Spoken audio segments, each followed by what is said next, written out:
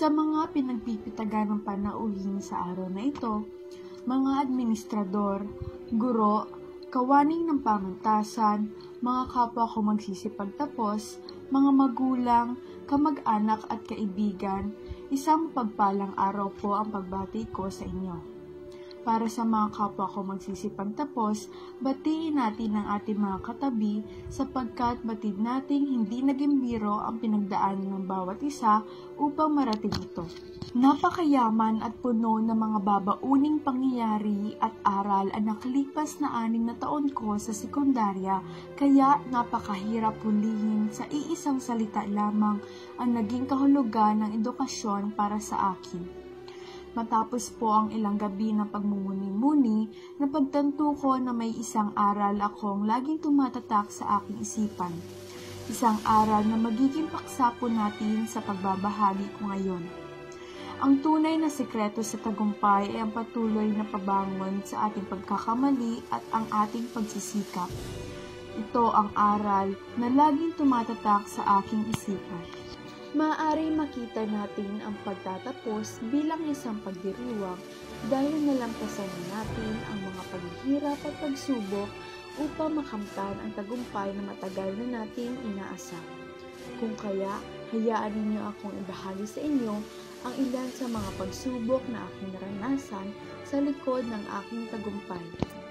Tandang-tanda at sariwa para sa aking isipan ang aking naging karanasan noong ako ay tumuntong sa ika-7 baitang. Simula pa lamang ito ng sekundarya, ngunit isang pagsubok agad ang humamon sa akin.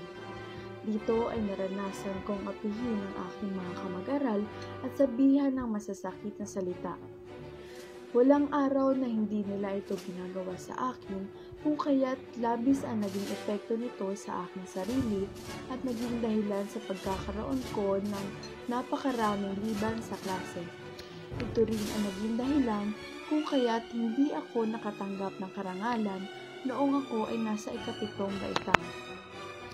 Huli na ng aking napagtanto na di dapat pala ako nagpa-apekto sa mga pang-aapi ng aking mga kamag-aral, kaya sinabi ko sa aking sarili na ako ay babawi na lamang sa sunod na taon. Nasa ika-8 baitang na ako at dito ay balak kong bumawi at magsimulang muli. Ngunit nasa kalagitnaan pa lamang ng taong panguruan ng isang pagsubok na naman ang dumating sa akin. Dulot ng kahirapan ay napagpasyahan ng aking mga magulang na ako ay patigilin muna sa aking pag-aaral. Labis ko itong ikinabahala sapagkat alam kong maaaring hindi ko maabot ang aking mga pangarap kung ako ay titigil na sa aking pag-aaral. Kaya, hindi ako pumayag sa kanilang pasya, bagkus ay humanap ako ng paraan kung paano maipagpapatuloy muli ang aking pag-aaral. Pagtatrabaho ang naisip kong paraan na sa tingin ko ay makatutulong sa akin upang maipagpatuloy ang aking pag-aaral, matupad ang aking pangarap at makamit ang tagumpay na matagal ko nang inaasam. Alam ko na hindi ito madali kung kaya't ako ay nagsumikap para maabot ang mga ito.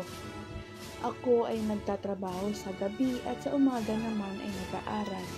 Mas lalo akong pinatatag ng mga pagsubok na dumaan sa aking buhay, bumangon at ginawang inspirasyon ang lahat upang makapagsimula muli. Masasabi ko na unti-unti nang nagbubunga ang mga pagsisikap ko sapagkat ako ay nagkaroon ng napakaraming karangalan at naging honor student rin. At alam ko na ang tagumpay na aking nakamit ay bunga ng pagsisikap at pagbangon muli sa kabila ng mga pagsubok na dumadaan sa aking buhay. Kaya bilang isang mag-aaral mula sa mga karanasan na aking binahagi, masasabi ko na hindi natin maiwasan ang mga problema, ngunit hindi ito ang magiging hadlang upang hindi natin ipagpatuloy ang pagkamit natin sa tagumpay na matagal na nating inaasam. At kung gusto ko talaga nating makamit at matupad ang ating mga pangarap, umpisahan natin ito sa pagsisikap. Naniniwala ako na walang imposible sa mundo. Lahat tayo ay kayang abutin ang ating mga pangarap sa buhay kung tayo at kung magkamali man tayo, ay huwag na huwag tayo mawala ng pag-asa, tumayo kung saan tayo nadapa, at gawing gabay ang mga pagkakamali niyon para makamit ang tagumpay na ating inaasam.